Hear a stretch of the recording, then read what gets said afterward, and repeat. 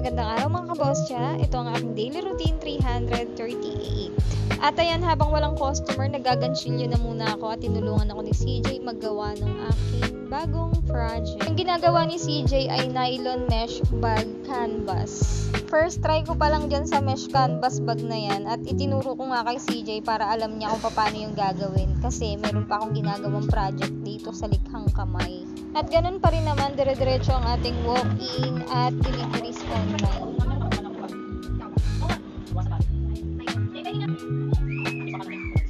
Si CJ pa rin ang barista ngayon. Ayan, natapon yung milk.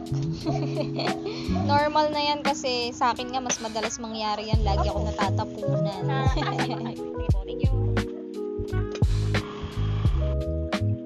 So, ayun lang ang aking maikling scenario at kailangan ko na rin mag-close dahil 12 midnight na. Bukas na lang ulit tayo magkita-kita sa aking daily routine. Bye!